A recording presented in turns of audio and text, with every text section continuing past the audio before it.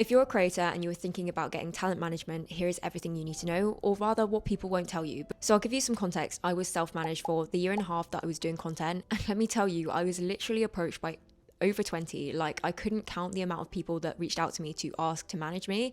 And that's why I was so opposed to it at the start, because it literally felt like so weird being like asked every single day. I didn't know who to trust. There was too many options. And I also didn't like the fact that I had to pay someone to just manage inbounds I was already getting. Which brings me on to my first point, the fee. So most talent managers will take 20%. Is it just on brand deals? In my personal situation, it doesn't include things like affiliate income or digital products. Number two is look at their roster. Do you align with the people that they're also representing? This was a really important thing for me. When I signed with 16th, they were also managing Nisha and Maddie, who was on here. I actually spoke to Maddie and got her second opinion. Number three, what is their vision for you? It can't just be brand deals. They have to see your brand going somewhere. And I think that's really important. I don't want to just do ads forever. I think there has to be some long-term strategy or something that they can help you with that you can't yet do. It could be a podcast or a book or something that you potentially don't have the capacity for by yourself. Number four, no one talks about this, the earning requirement. So I've spoken to a lot of talent management. I'm not talking about one specific person here, but I've been told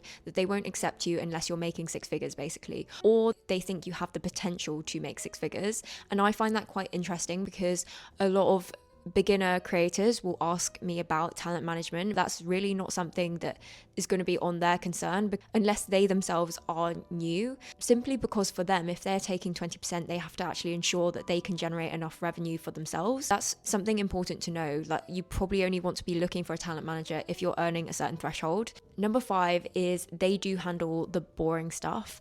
Now, I actually like negotiating, but it did get to a stage where I was asking other creators and I thought that I was asking for a good rate, but apparently I was still lowballing myself, and it was just taking up too much mental headspace to work out every single job am I underselling myself. So it's actually quite nice to outsource that element. If I was still lowballing myself at these larger numbers, then the 20% that they take would not affect me as much. But even when it comes to contracts and really knowing the small print, because I have recently had a situation when I was a much smaller creator. I did something, signed something, and now a brand has total rights and access to my likeness to run advertisements. And that makes me feel really angry, but I kind of didn't know any better. Had I had a talent manager there, that definitely wouldn't have happened. Yes, you can be very savvy as a solo creator, but I think that just having that support there is quite a nice peace of mind. Not to mention invoicing and stuff like that is just a lot more streamlined. So that's everything you need to know about signing with talent management. I never thought that I would. I was always anti talent managers. Since